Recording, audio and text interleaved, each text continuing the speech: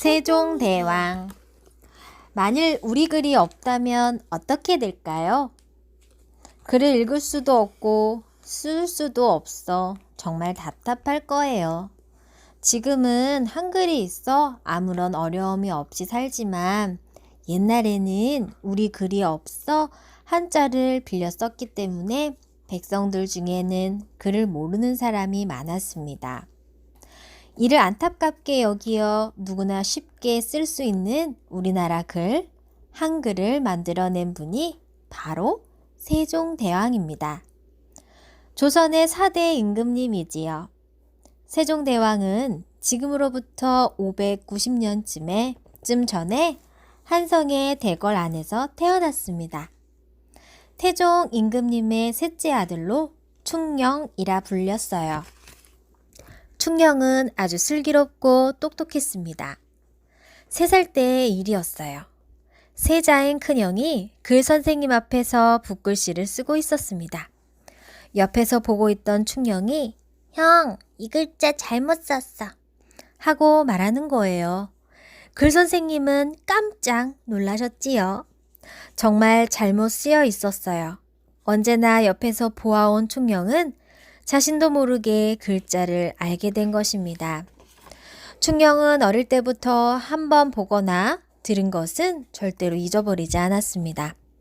그리고 또 책 읽기를 좋아하여 책을 손에서 놓는 일이 없었어요. 또 읽으셔요? 그 책을 몇 번째 읽는 겁니까? 이번이 10번째예요. 그런데 또 읽으십니까? 아이 참, 재밌으니까 자꾸 읽지요. 100번을 읽어도 재미있어요. 충녕은 누가 가르쳐주지 않아도 웬만한 글자는 혼자서 다 깨쳤습니다. 충녕에게는 형이 둘 있었습니다. 앞으로 왕이 될 큰 형인 양녕은 성격이 괄괄하여 글 공부보다는 활 쏘고 말 타는 일을 더 좋아했어요. 둘째 형 효녕은 마음씨가 곱고 조용하여 언제나 깊은 생각에 잠겨 있었습니다. 충녕은 그 중에서 가장 영특하여 부모님의 사랑을 독차지하였어요. 충녕이 맏아들이라면 얼마나 좋을까. 아버지인 태종은 늘 입버릇처럼 말씀하셨습니다. 왕가에서는 맏아들이 왕위를 잇게 되어 있으니까요. 충녕은 다른 일에는 아랑곳하지 않고 오로지 공부만 열심히 하였습니다. 밤새워 책을 읽는 날도 많았어요. 태종은 가끔 글 선생님을 불러 물으셨습니다. 충녕은 공부를 잘 하고 있는가? 예, 공부를 너무 열심히 하여 병이 나신 적도 있습니다. 저런, 공부도 중요하지만 건강을 해치면 되나? 당분간 충녕의 방에 있는 책을 모두 치우도록 하라. 임금님의 명령이라 충녕도 어쩔 수 없었지요. 그러나 책이 없어지자 충녕은 오히려 병이 날 것만 같았습니다. 한편 세자인 양녕은 날이 갈수록 점점 더 글 공부를 멀리하였습니다. 이거 참 걱정이군. 나라의 임금이 될 사람은 많이 배우고 덕이 높아야 하는데 사냥과 술 타령만 하니. 태종은 세자의 행동이 못마땅하였습니다. 세자는 그러한 아버지의 마음을 알아차리고 일부러 거친 행동을 하였습니다. 내가 미친 짓을 해야 부모님은 왕위를 충녕에게 물려주실 거야. 세자의 속셈은 다른 데 있었습니다. 그리하여 충녕은 22세가 되던 해에 양녕 대신 왕세자가 되었습니다.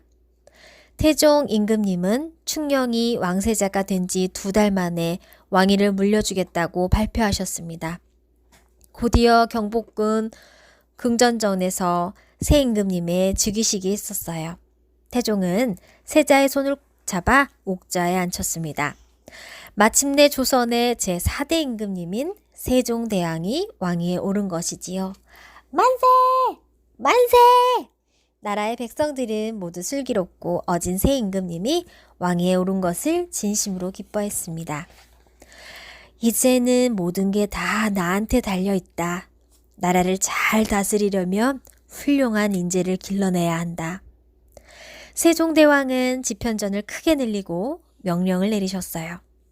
학문의 뜻을 둔 재주 있는 연구생을 뽑아 학문 연구에 힘쓰게 하라.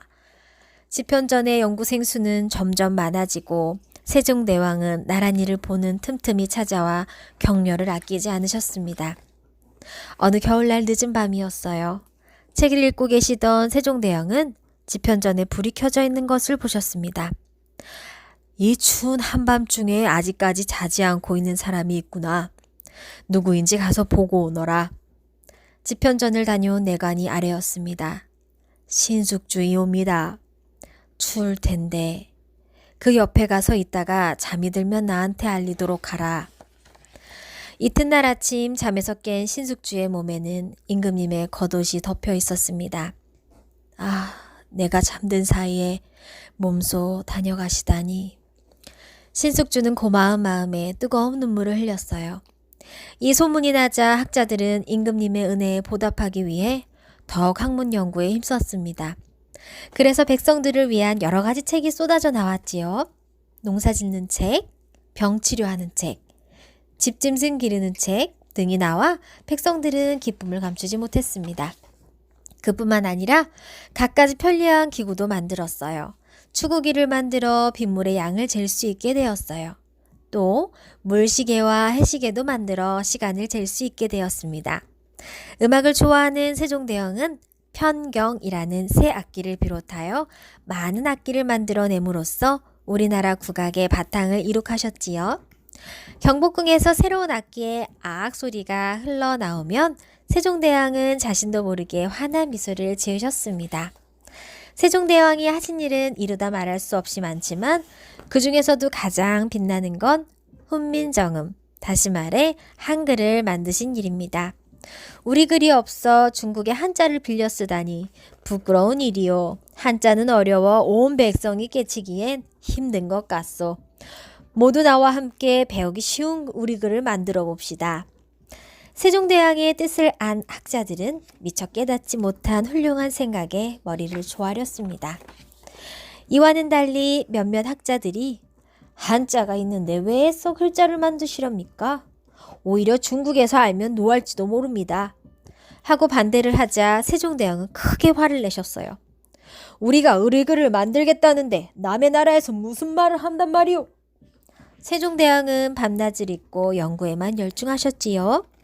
내가 반드시 우리 글을 만들어내고 말 테다.